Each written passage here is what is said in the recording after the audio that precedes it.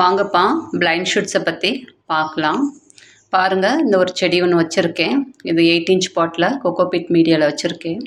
எங்கெல்லாம் நான் கட் கொடுத்துருக்கணும் அங்கெல்லாம் தளிர் வருது. தளிர் மட்டும் வந்தால் போதுமா? மொட்டு வரணும். மொட்டு வரலைன்னா அதை வந்து பிளைண்ட் ஷூட்டுன்னு சொல்லுவாங்க.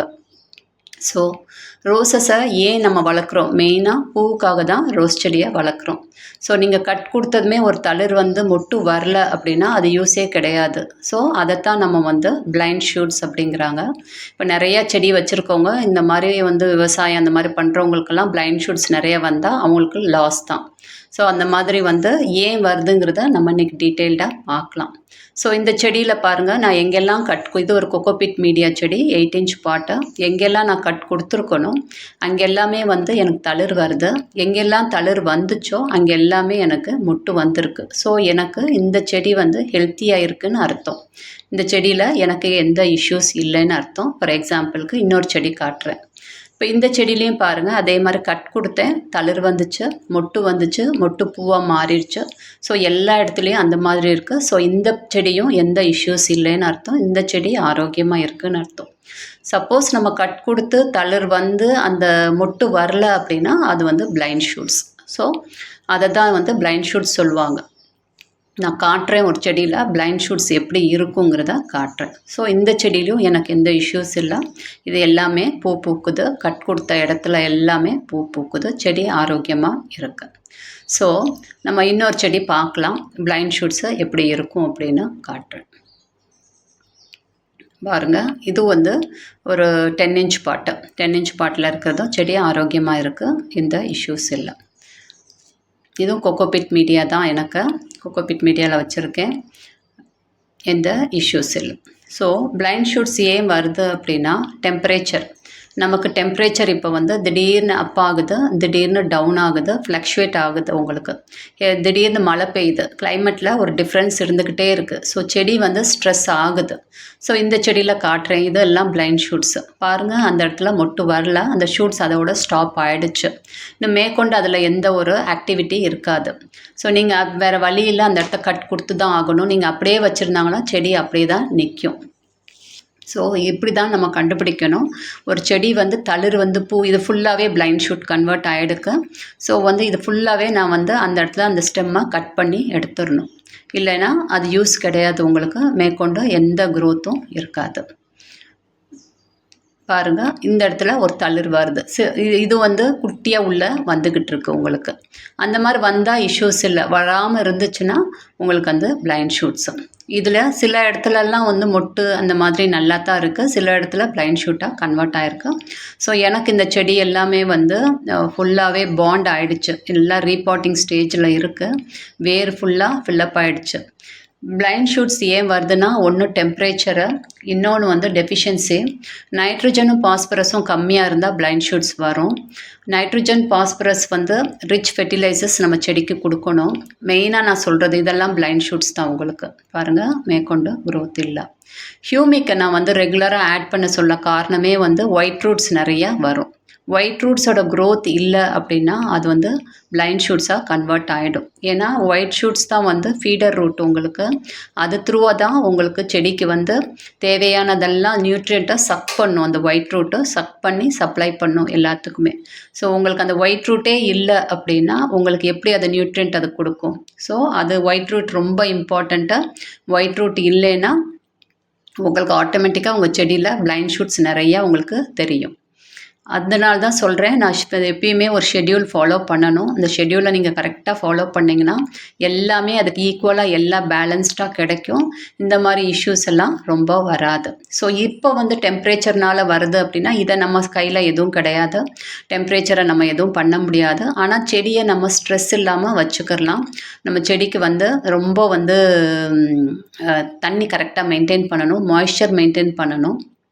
பண்ணலைன்னா பாருங்கள், இங்கேயும் பாருங்கள், அங்கெல்லாம் ஒரே செடி தான். ஒரு இடத்துல பிளைண்ட் ஷூட்ஸ் இருக்குது, ஒரு இடத்துல பிளைண்ட் ஷூட்ஸ் இல்லை, நல்லா தளிர் இருக்குது. ஸோ இதெல்லாமே எனக்கு ரூட் வந்து பாண்ட் ஆகிடுச்சு. ரூட்டை வந்து எங்கெங்கே கொஞ்சம் ஒயிட் ரூட்ஸ் இருக்கோ அங்கெல்லாம் எனக்கு தளிர் விட்டுருக்கு. ஸோ இதில் நான் வந்து கட் பண்ணி எடுக்கணும். கட் பண்ணி எடுக்கலைன்னா அது அப்படியே தான் நிற்கும், மேற்கொண்டு வளராது. கட் பண்ணி நம்ம எடுத்துடணும்.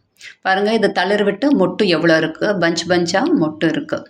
சரி, இது வந்து ஒரு சின்ன பூ தான், பஞ்சஸ் ரோஸ் தான் இது, சின்ன சின்ன பூ பூக்கிற செடி தான் இது.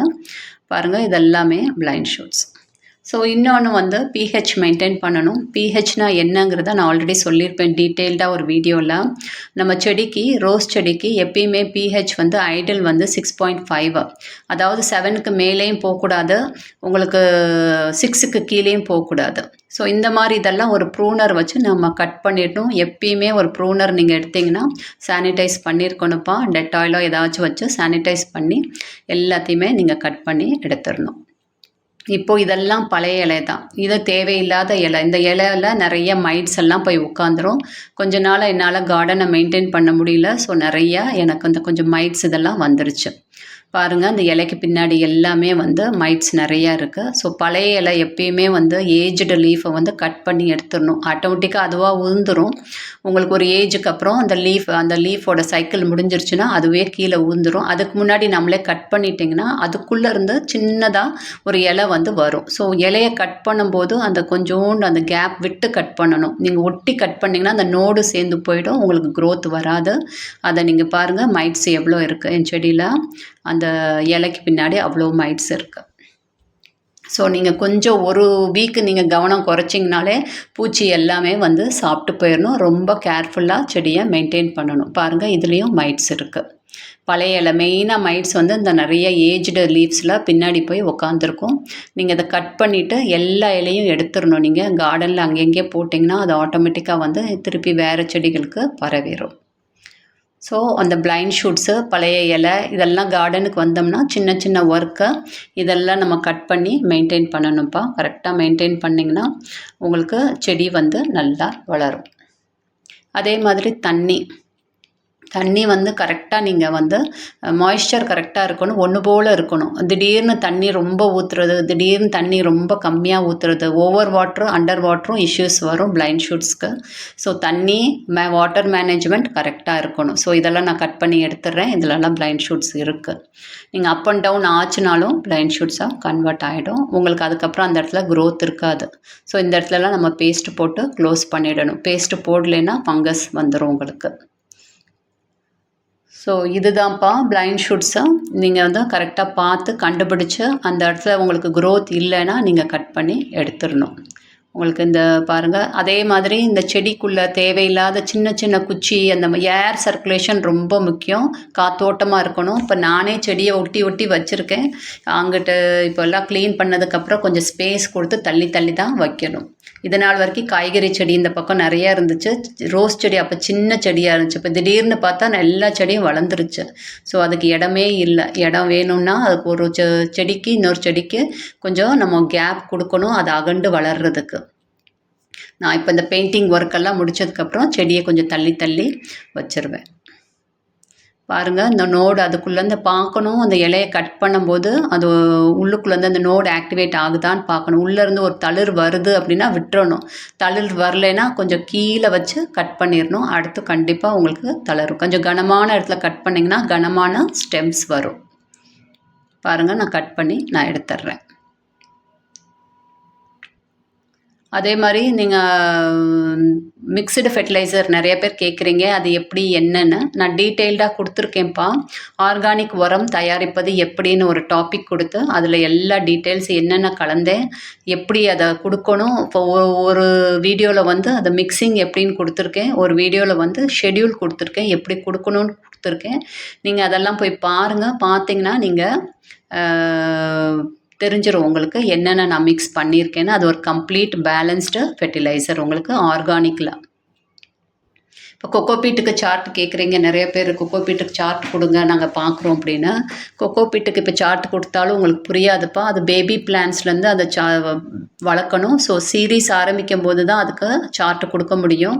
அது வந்து கொக்கோபீட்டுக்கு இந்த நார்மல் செடிக்கு கொடுக்குற மாதிரி நீங்கள் இது கொடுக்க முடியாது. அது டோட்டலாக டிஃப்ரெண்ட்டு. அது செடி வாங்கிட்டு வந்து பேர் ரூட்டு செடியில் எல்லாம் வேற கழுவிட்டு அது ப்ரொசீஜரே வேறு, அதை டிஃப்ரெண்ட்டாக வளர்க்கணும். நான் சீரீஸ் எப்போ ஆரம்பிக்கிறேனோ அப்போத்துலேருந்து அது ரெகுலராக நான் போட ஆரம்பிச்சிடுறேன்.